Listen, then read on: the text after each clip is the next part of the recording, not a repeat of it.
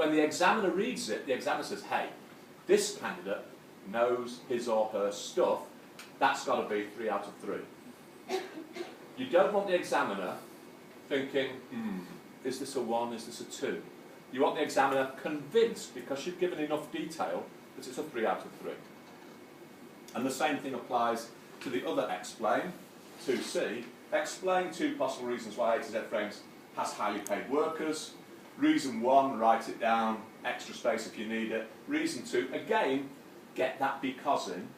Again, when you've thought of your reason that comes from the because, think, is there anything else I can add to this to make it even better? Yeah? In the space allowed. So you have to think a bit before you write. Think a bit before you write, because that's not a great deal of space. I might have more to write down in my head than is going to fit in that space. So I've got to stop and think and say, which bits can I afford to leave out? And which bits do I need to make sure go in? The bits that you leave out are what I always call with my students wasted words. Wasted words are when you, as part of your answer, rewrite the question. Don't do that. That's wasted words. It scores no marks. But make sure it's written in a way that everything you put in counts towards the answer. Because that, young man, is efficient. That's being efficient in exams. Okay, the biggie, the 9 marker. Do we all know what paragraphs are? Paragraphs.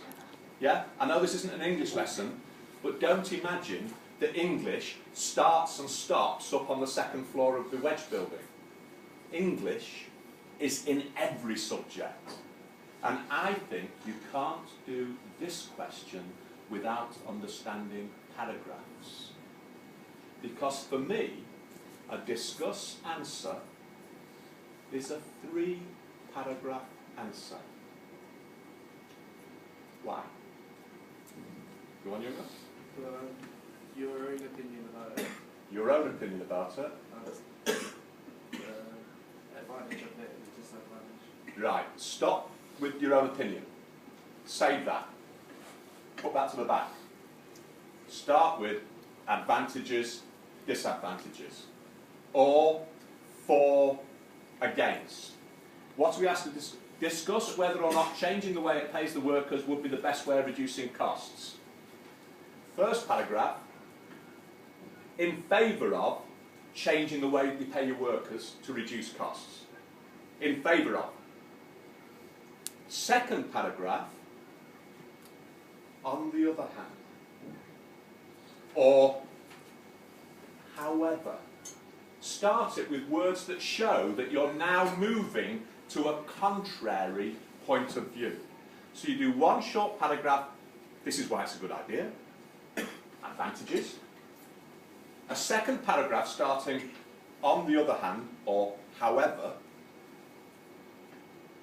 against. So what's my third paragraph? Go on. Conclusion. Conclusion. Which might be your own opinion. What I would say about your own opinion is you don't get marks for saying, I think that. But you might get marks for saying, I think that because. In other words, you've got to explain your opinion for it to be worthwhile for the examiner. Yeah?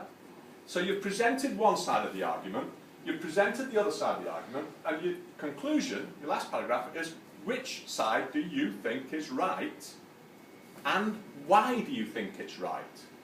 Don't just say, I think the second argument is right, full stop, end of answer. I think the second argument is right because. There. Do you know what? It's easy. Once you know your stuff, and you've done your learning, the techniques are simple. And I've not taught you anything today, because you've been giving me the right answers.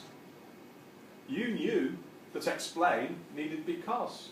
You knew that discuss needed one side and the other side, and then a conclusion. You knew that describe, state, are simple, tell us what it is. All you've got to remember is when you go into the exam and you're under pressure, just remember that.